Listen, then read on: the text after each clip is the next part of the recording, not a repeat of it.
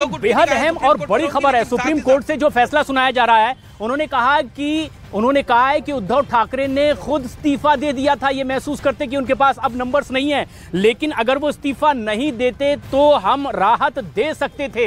यानी जो कुछ अतीत में हुआ है विस्तार से उस पर चर्चा हो रही है, उसमें विस्तार से यह फैसला सुनाया जा रहा है। लेकिन जो खास बिंदु कहा जा रहा है वो ये कि अब उद्धव ठाकरे ने जबकि खुद इस्तीफा दे दिया था मुख्यमंत्री पद से, उसके बाद तमाम कार्रवाई आगे बढ़ी थी विधानसभा की, अगर वो इस्तीफा नहीं देते तो उनके लिए राहत मिल सकती थी। यानी उस पूरे घटनाक्रम को लेकर के हर बिंदु को यहां पॉइंट आउट कर रहा है सुप्रीम कोर्ट। और उन्होंने ये कहा है कि जिस तरह से सुप्रीम कोर्ट अब उन बातों पर उन दोनों पक्षों को सुनने के बाद ये बात कह रहा है कि गवर्नर की जो भूमिका थी उसे लेकर कितना जायज उस सदन के सत्र को बुलाना माना जाएगा, उसे भी लेकर उन्होंने कहा है व्हिप जारी हुआ था वो कितना वैध था, किसे माना जाना चाहिए था, इसे लेकर भी बहुत खास बात कही है सुप्रीम कोर्ट ने। लेकिन खास बात सबसे ये कही है कि उद्धव ठाकरे ने तो खुद अपने पद से इस्तीफा दे दिया। और ये सबसे खास बात है कि किस तरह से अब उद्धव ठाकरे को लेकर के सुप्रीम कोर्ट ने ये बात कही है। उद्धव ठाकरे के फ्लोर टेस्ट का सामना उन्होंने खुद नहीं किया था और इस्तीफा दे दिया था।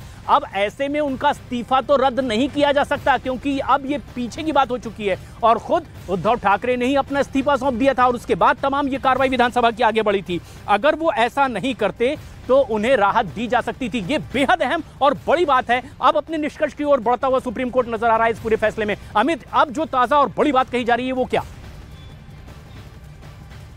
इसके आगे भी सुप्रीम कोर्ट ने कहा और कहा है कि ये तो पूरी प्रक्रिया यहां पर हुई थी, लेकिन जो गवर्नर का उस वक्त फैसला था और उसके बाद जो विधानसभा अध्यक्ष का फैसला था फ्लोर टेस्ट करवाने का, चीफ विप को जहां पर अपॉइंट करने का एकनाथ शिंदे के ग्रुप था, वो गलत था। और इससे आगे अब ये को इस पूरे मामले में है वो नहीं रिस्टोर किया जा सकता, क्योंकि उद्धव ठाकरे हैं, उद्धव ठाकरे ने जो फ्लोर टेस्ट है वो फेस ही नहीं किया था। और अब पहली बार गवर्नर ने गलती की थी, लेकिन उसके बाद गवर्नर ने सही कदम उठाया था जब बीजेपी उस वक्त सबसे बड़ी पार्टी थी और एकनाथ शिंदे का उसको सपोर्ट था, जब उन्होंने उनको न्योता दिया सरकार बनाने का। मतलब कि पहले कदम पे जो गवर्नर थे उन्होंने उनकी जो प्रक्रिया संविधान के अनुरूप नहीं थी, लेकिन उसके बाद जब ऐसी परिस्थितियां उत्पन्न हुई, सबसे बड़ी पार्टी थी, उसको एक धड़ा सपोर्ट कर रहा था, तो उस वक्त गवर्नर ने सही फैसला लिया। ये अहम जानकारी यहाँ पर सुप्रीम कोर्ट से हमारे सामने ये आ रही है। जी,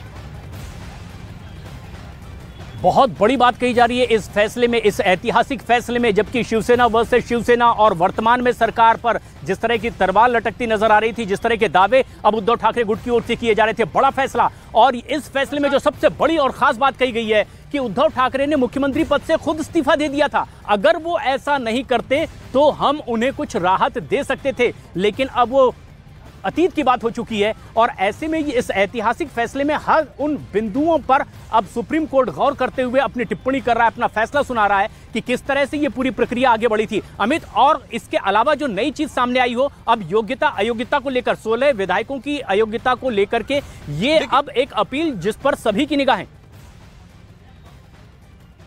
देखिए, अब फैसले की ओर बढ़ रहा है सुप्रीम कोर्ट और अब सबसे अहम जो टिप्पणी की है कोर्ट ने वो क्या है। कोर्ट ने एकनाथ शिंदे की जो सरकार बीजेपी के सपोर्ट से बन गई थी, फिलहाल कोर्ट उसमें कोई भी अब सुप्रीम कोर्ट व्यवधान उत्पन्न नहीं कर सकता, क्योंकि उद्धव ठाकरे ने फ्लोर टेस्ट को फेस ही नहीं किया था। मतलब कि अगर बहुमत परीक्षण का सामना नहीं किया था, दूसरे सबसे बड़े दल के सपोर्ट के साथ शिंदे गुट ने सरकार बना दी, तो